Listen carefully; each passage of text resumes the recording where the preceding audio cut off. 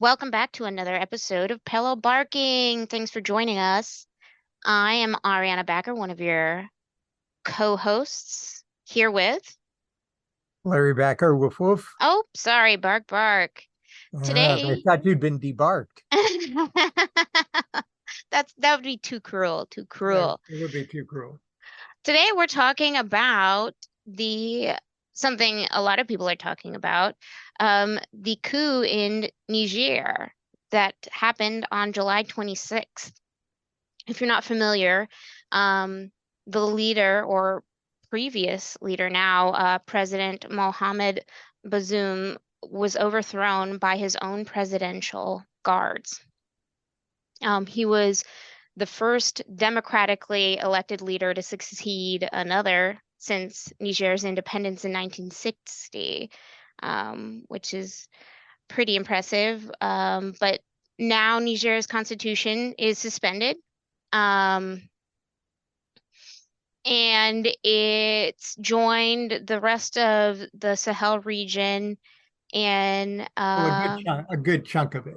a good chunk of that region, which is the belt of land from the Atlantic extending to the Red Sea, that has experienced an influx of uh, jihadist and military coups. Oh, right. Now, Right. There's been a long history of substantial change in the makeup of the kind of religious architecture of the area. right, exactly. So it is ever changing.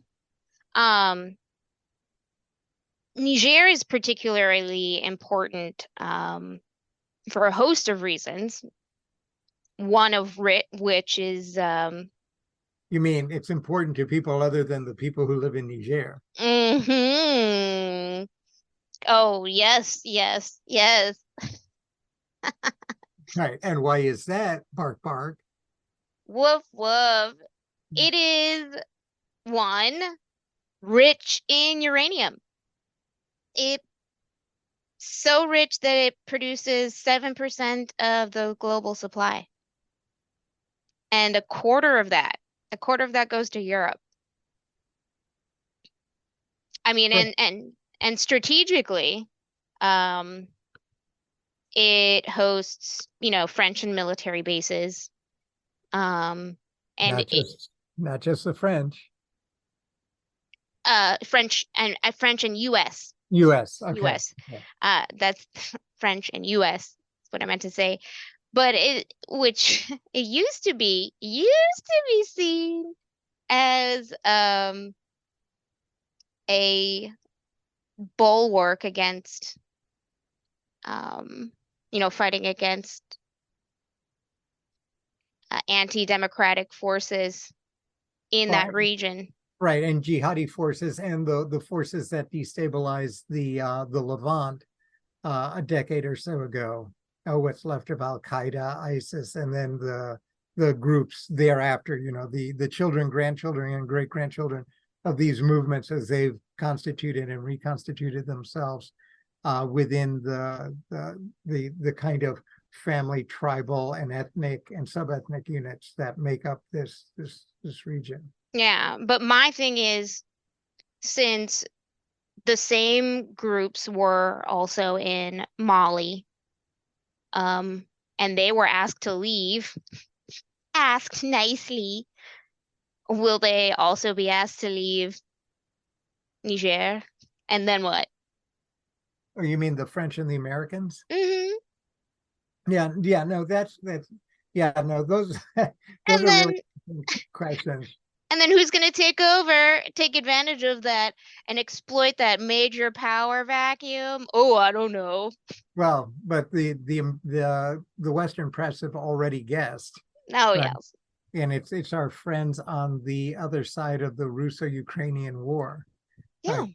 The Russians, whose arc of influence supposedly now will extend from bands of friendship with Iran, certain elements in Syria, and then across straight from supposedly, if who knows? This is well above my pay grade. um, from the Sudan all the way through to almost to the Atlantic coast, or maybe even to the Atlantic coast. One of the more interesting things, I think, though, is before we get to consequences, is the rule of unintended effects and how good things can really turn things upside down. I think it was the Wall Street Journal put out a very interesting background report. Yes, I'd like to know, how did this happen? Why coup? Oh, and again, it's, everyone likes talking about coups in terms of the stage of great ideas and powerful thinking, and Oh, you know, no, no, no, no, no. I mean, but well, no. what was it? It was Tip O'Neill 2 generations ago who who said something like, politics is always personal and it's always local. I think he said it's always local. I think it's always personal, and this is one of those instances. So as it was reported, and I'm paraphrasing it, but and shortening it substantially, um, Niger was moving in a direction that certainly pleased the French, the Americans, and forces of liberal democracy in West Africa. So this isn't just, the evil neo-colonialists and their running dogs exploiting this poor country so that the running dogs of post-Soviet authoritarianism can come in and become the new master. I mean, that narrative has been played all over the place. Again, but it's the local stuff that makes this far more interesting and perhaps less dramatic in that kind of scandal sheet way.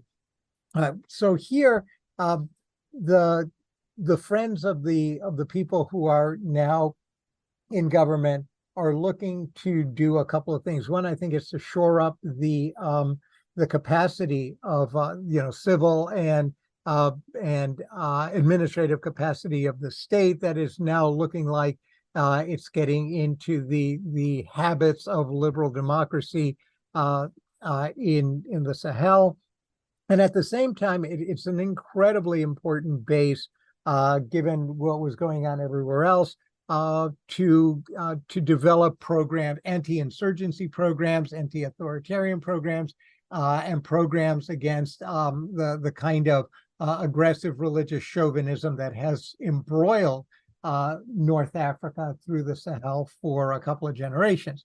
And so what happens when this comes in? So the Western Europeans come in, with the backing and the support, again, and this cannot be underscored enough, with the backing and support of the West African group, and in that context, the African Union, although the African Union is a very complicated place, but this isn't a kind of rogue outside intervention. It's endemic to at least some currents within the African continent. So they come in and they go, this is great.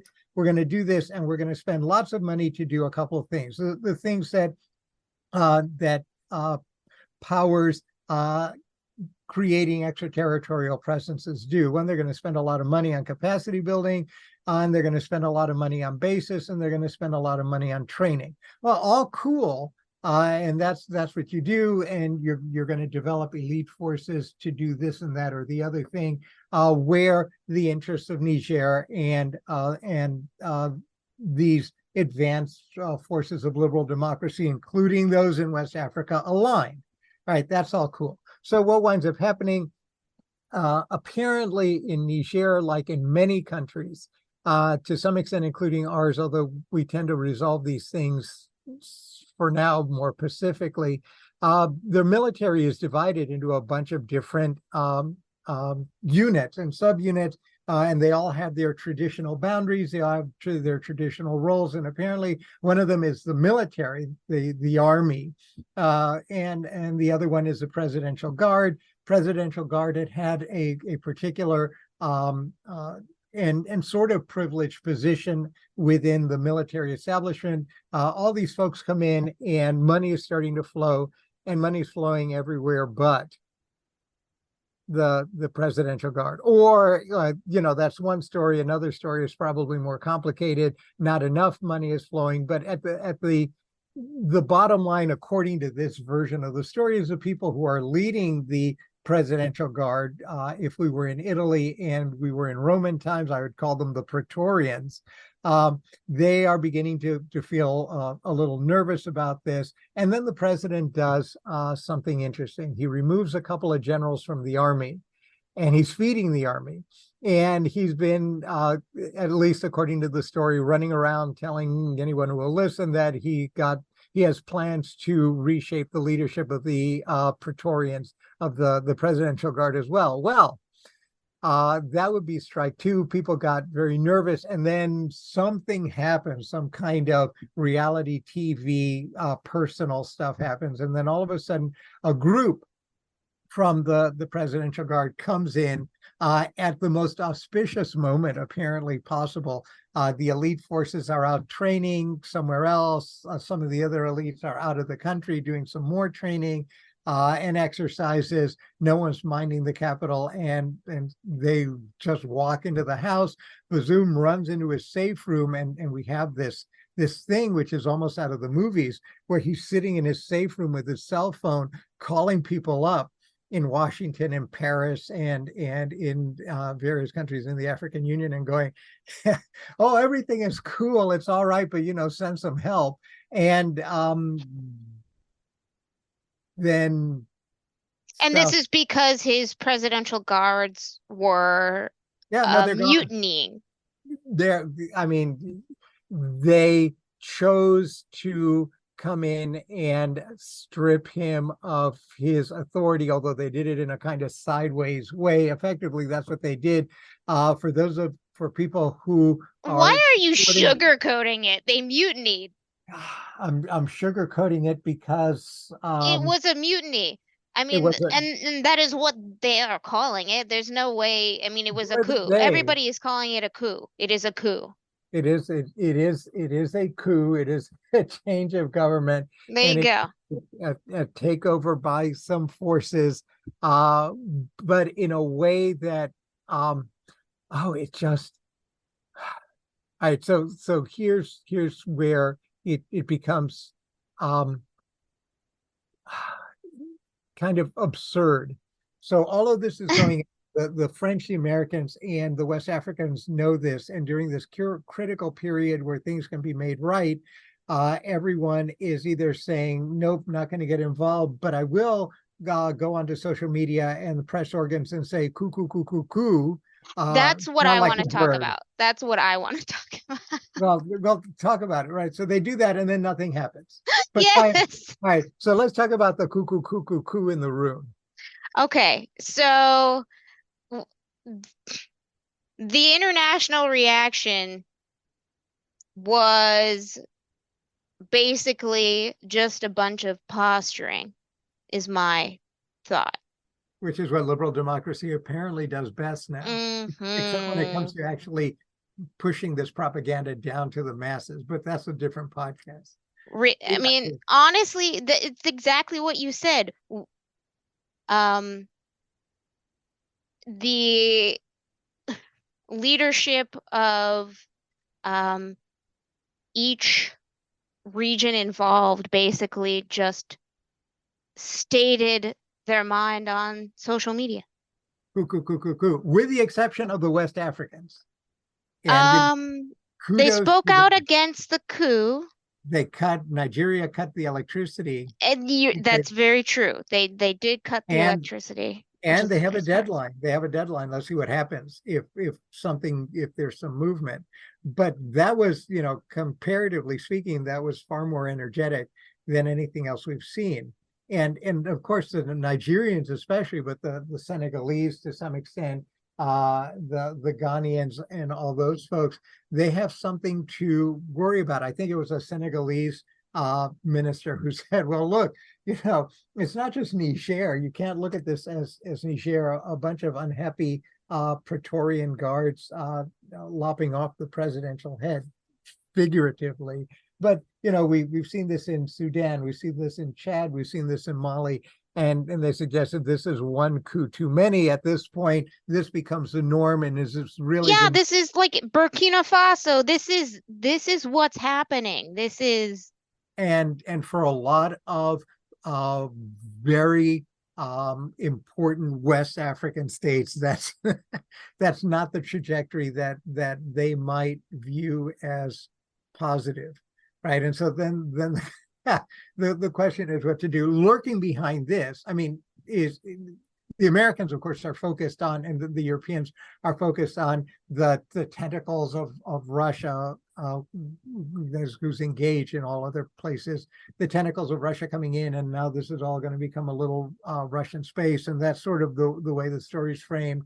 Behind that are the both Russia's patron, China and its Belt and Road will come in and will change all of this stuff. Well, And everybody's going to exploit what they can to fund their own initiatives, but bravo, that's right. But for for the Nigerians and the other democratic governments, or more democratic governments in the region, this has something of a much more immediate thing. I think they're far less concerned about the Russians and the Chinese than they are about the fact that you've got now as a string of pearls across the middle of the northern part of Africa, a series of countries whose leadership is at best unstable.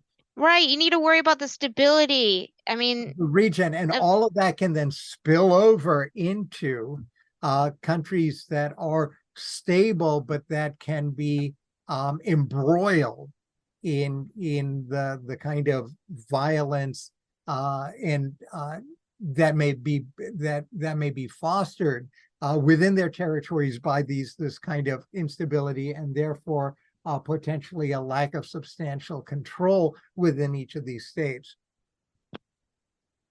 Yeah, but we have yet to see it. As I understand it now, the President Bazoum, has now had a photo op with the leader of Chad, who flew over to show how he's alive and doing well.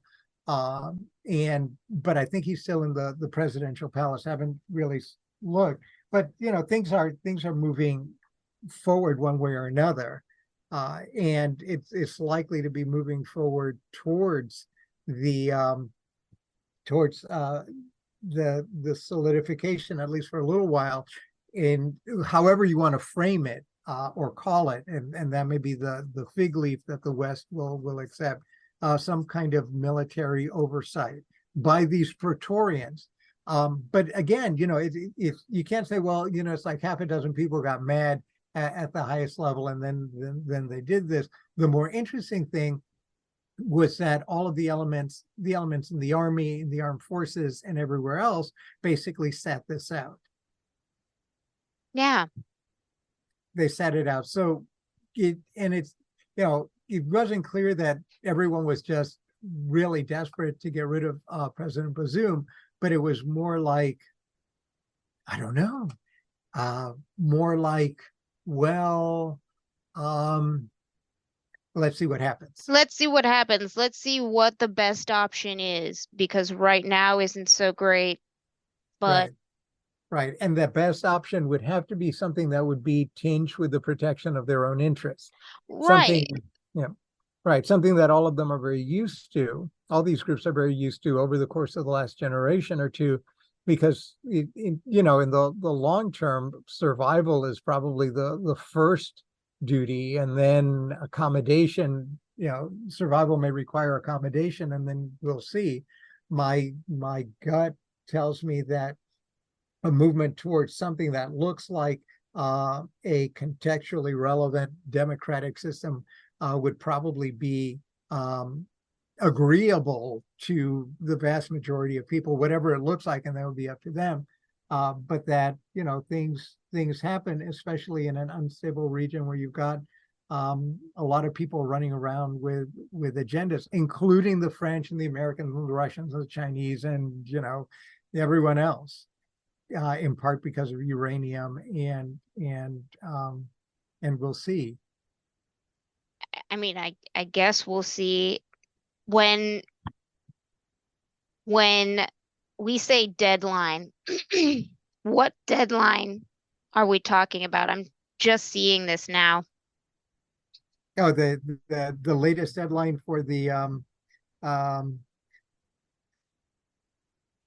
let me Yeah. see.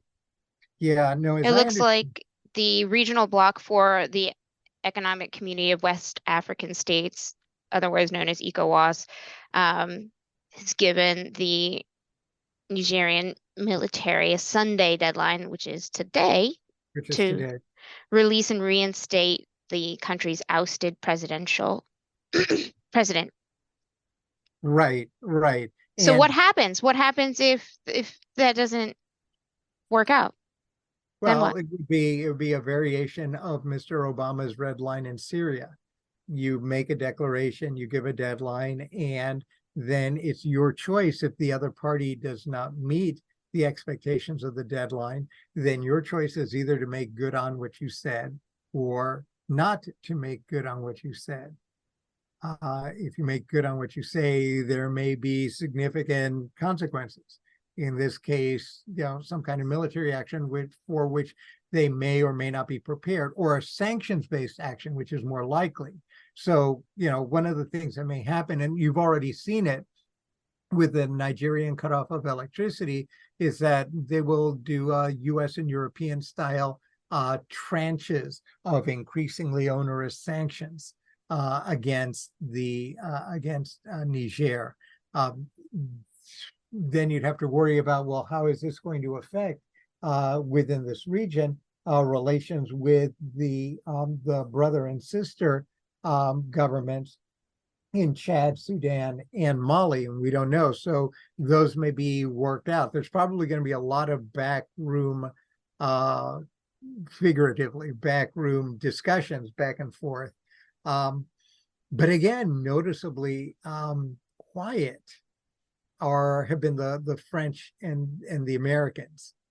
I mean, I guess it's a little embarrassing to have been in the region for a little over 10 years and not have been able to push back. Well, as I understand it, a part of the problem is internal American politics. So the diplomatic posts that should have been filled, and we don't know how many That subordinate doesn't posts. mean it isn't embarrassing. That Oh, no, it's probably hardly makes it embarrassing. more It's more embarrassing. it's more embarrassing. It's more embarrassing. But in this case, part of it might be incompetence, but part of it is that the Americans certainly have just not they've literally, not figuratively, I've been saying figuratively, but literally haven't been there. And this is a stark reminder of what happens when you're not there. And you're not there because elite American politics have now made ambassadorships and filling all of these positions a political game between very, very high level actors. I think some of it involves, I think Rand Paul has been holding up some ambassadorial appointments. The Biden administration, of course, has been busy elsewhere. And maybe not minding this. They've got a bunch of other things that they prioritize. So who knows? Uh, Just a bunch of stuff that doesn't matter in the well, long run. now to you in Niger, what No, we in don't the long run, it didn't matter. know. Yeah, that's yes. I mean, from my perspective, it's it's a variation of that. You remember the old broken windows things, the policy in New York that if you let the small, quote unquote, the small stuff go, then that's kind of a signal that big stuff can go. So you shouldn't really just be focusing on the big stuff. You really should be focusing on the small stuff as well. Sometimes that works, sometimes it doesn't. In this case, we're not focusing on the small stuff unless it plays into domestic American politics. The other interesting thing is that, as I understand it, although there may have been a response by now, after France did what you'd expect France to do, which is to decry the overthrow of a democratically elected government, the coup leader said, "Well, we're now canceling our military and cooperation arrangements with France." It's not clear what France is going to do. France can do any number of things, but two of them are easy at the outer boundaries. One of them is to say, okay, we hear you and you're the de facto government, so I guess we'll pull everything out. The other thing they can do is, without saying anything, is send their paramilitaries in and just clean things up. They haven't done that in a while, a short while. It's not clear they'll do that. So maybe they'll do, I think what they want to do is door number 3, which is to work through, which I think is smart, to work through the West African group and then see what they can do instead of getting their hands directly involved in this, which just, it's a former colonial power that at this level, the optics are not exactly what you're looking for. And in a country with its own instability, to some extent, the French riding over the pensions, which was really riding over a bunch of things, but exploded over the pensions and other things. It might be useful. It might be useful not to add yet another piece of wood to the internal fire there. But yeah, so that's going on. That's going on as well. And of course, behind all of this, and the reason I guess people are worried about Russia and the others is for outsiders as well as for Nigerians, control of resources means levers to both internal prosperity, assuming that that trade will actually trickle down. Well, yeah, that's what I wanted to say. Niger is one of the poorest countries in the world. I mean, people are already suffering. It's hard to get basic necessities like food, shelter. Yeah, certainly in the cities. And it's not clear what we know about what's going on in the countryside. Countryside people may be, and that's of course where the turbulence is with Al Qaeda and the rest, which is what makes Niger sort of complicated. Like a lot of post-colonial products of globalization, you've got 2 or 3 Niger. So which Niger are you talking about?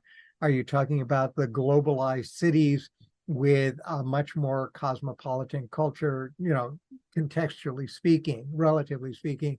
Are you talking about the areas around there, which are part of global supply chains, especially tied to Well, and also resources? it's one of the biggest countries. I Right, mean, right, right. But are you talking about that Niger, or are you talking about the traditional Niger that has felt very little of the effects of, or weird effects of in all that? general, Niger is one of the poorest. Right, but poverty is it's not a blanket thing. It will depend on which of these groups you're talking about and how you measure it. So you're going to measure poverty in a sense within the urban cosmopolitan group. I think you're going to have to measure it a little different than you are for groups that remain untouched, that continue to live a lifestyle that may be relatively unaffected by all of these trends and insertions of modernity. But who knows? I say that, and of course, these folks are probably, to the extent that they're running around with cell phones and Jeeps, you can't really say that the traditional lifestyle is gone. So all of this stuff remains up in the air, and yet the issue, not just of resources, but of using that wealth to enhance prosperity and stability, however the folks in Nigeria want to define it, whether rural folks, traditional folks, ethnic groups that are mobile, ethnic groups that are not mobile, et cetera, et cetera. Well, that was the story about how they were going to gauge the success of Bazoum's government. And well, now that's not happening at all. So it's really an interesting situation. And of course, Well, I mean, some have welcomed the coup, of course. I mean, it's up in the air on the ground. I mean, there were protesters already right, from right, Nigerians, and they were denouncing France and, of course, praising Russia.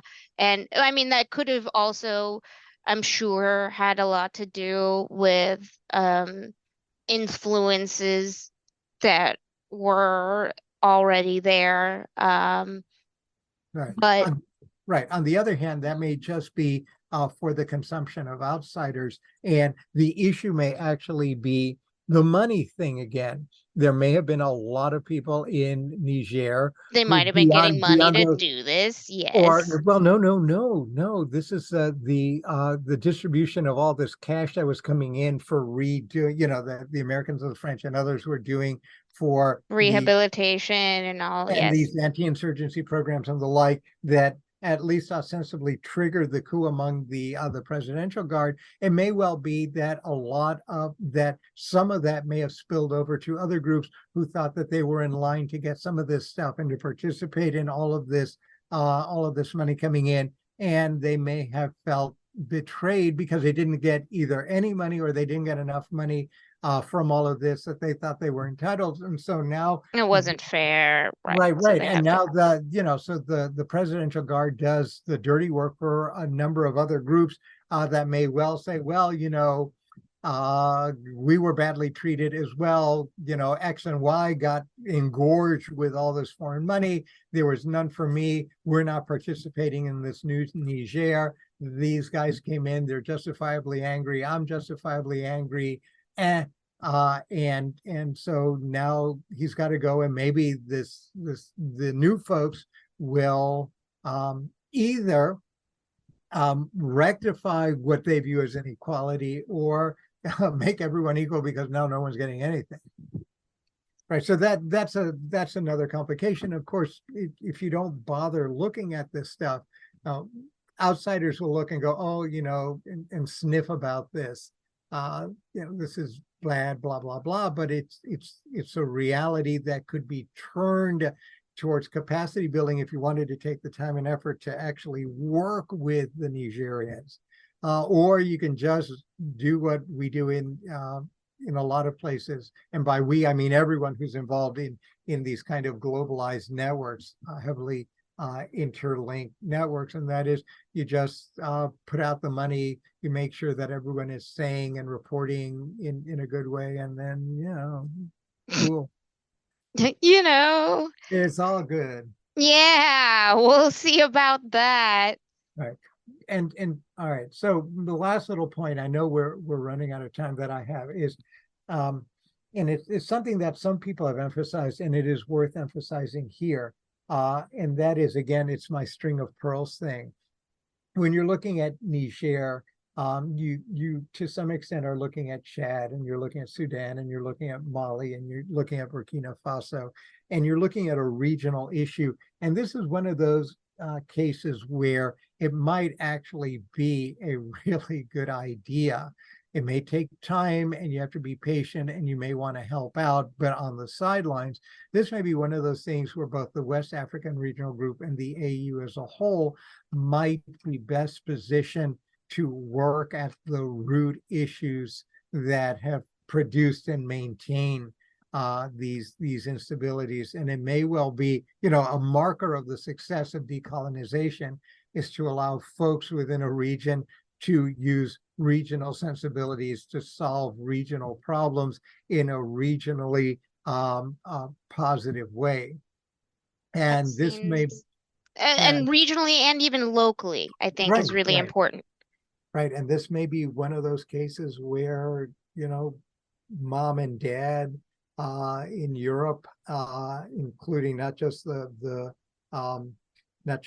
governments, but well-endowed foundations, well-endowed do-gooders or bad doers from all over the place, might well have to take a back seat and say, well, we are here to help, and and just tell us what you all think and what you need, and provide support.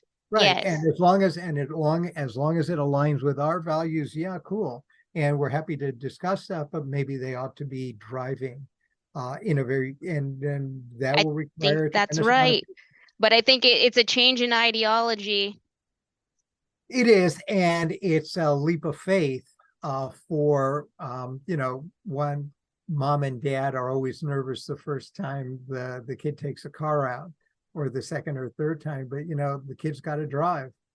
and when the kid are cultures that are ancient and well established in their own ways, not in Western ways, but in their own ways, then maybe see where they go. I mean, this is the only way for them to flourish. So, Yeah, so we may come back to Niger and Niger, Chad, Sudan, Mali as the thing progresses, but it is really interesting in a bunch of ways. It really does expose the the way the world is surprisingly working and not working. The realities on the ground as opposed to the grand stratagems and linkages and things that one hears in theory and in virtual realms. and geopolitics is definitely fluid. It's fluid, yeah. Well, woof woof. Bark, bark. Thanks for listening, everyone, and we'll catch you next time.